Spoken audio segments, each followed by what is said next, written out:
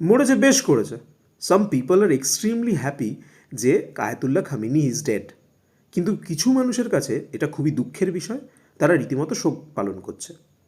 এবার আমি না দুটো সাইডের একটা সাইডও বেছে নিতে পারছি না। There is a dilemma for me. কারণ খামেনিকে অ্যাজ এ পার্সন আমি সাপোর্ট করি না। তার একটা কারণ, তিনি মুসলিম লিডার হোক, ইসলামিক লিডার হোক, যাই হোক, সেটা নিয়ে আমার মাথা ব্যথা নেই। কিন্তু অ্যাজ আ ফেমিনিস্ট আমি ওনার মহিলাদের প্রতি যে ভিউজ, মহিলাদের স্বাধীনতাকে উনি যে সাপোর্ট করেন না, এবং মহিলাদের প্রতি উনি যে মতবাদ পোষণ করেন, সেইটার আমি বিপক্ষে। That's why I don't support him. কিন্তু আমেরিকার অ্যাকশনকেও আমি পুরোপুরি সাপোর্ট করতে পারছি না। তার একটা বড় কারণ, আমেরিকা না গ্লোবাল পুলিশ প্লে করতে চায়, যে সারা পৃথিবীতে আমরাই পুলিশ, আমরাই যাকে ভালো বলবো ভালো, খারাপ বলবো খারাপ। এবার একটা দেশের প্রধানকে তোমরা এইভাবে মিসাইল দিয়ে মেরে দিতে পারো না, কারণ তোমাদের ওই অধিকারটা কেউ দেয়নি। এখানে ইউনাইটেড নেশনস যে কী করছে আমি জানি না। আমেরিকা যখনই কাউকে অ্যাটাক করে, ইউনাইটেড নেশনস বোধহয় ঘুমাতে চলে যায়। খুব ভালো ঘুম হয় তাদের আমেরিকা কাউকে অ্যাটাক করলে। যাই হোক, সেখানে আমি কথা বলতে চাইছি না। কথাটা এখানে যে আমেরিকা এই যে গ্লোবাল পুলিশটা প্লে করছে, সেটা আজ থেকে তো নয়, দীর্ঘদিন প্লে করছে। এই যে চায়না নিজেকে সুপার পাওয়ার দাবি করে, এটা কোথাকার সুপার পাওয়ার ভাই?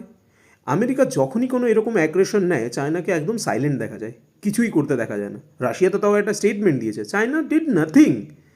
এখানেই সমস্যা, যে আমেরিকা যদি চায় যে কোনো দেশের প্রধানকে এইভাবে কি মেরে ফেলতে পারে, বা মারা কি উচিত? আর এইভাবে মারাকে কি সাপোর্ট করা যায়? যায় না। আবার আমি কিন্তু এটাও বলছি, I don't support Khamenei at all. কিন্তু তার এভাবে মারা যাওয়া একটা রাষ্ট্রের যে নিরাপত্তার দিক থেকে, রাষ্ট্রের সার্বভৌমত্বর দিক থেকে বেশ খারাপ। সো আপনি কোন সাইডে? আপনি কি মনে করছেন যে খামেনি মারা গেছে ভালো হয়েছে কি খারাপ হয়েছে, সেটা কমেন্টে জানান। এবং এই ঘটনার সাথেই আরেকটা ঘটনা মিলিয়ে দেখতে হবে। কয়েকদিন আগে ভেনেজুয়েলার প্রধানের সাথে আমেরিকা যেটা করলো, এবং পাকিস্তানের প্রাক্তন প্রধান অর্থাৎ ইমরান খানকে জেলে পোড়ার পিছনে আমেরিকার যে ভূমিকা, সেগুলোকেও কিন্তু আমাদের মাথায় রাখতে হবে।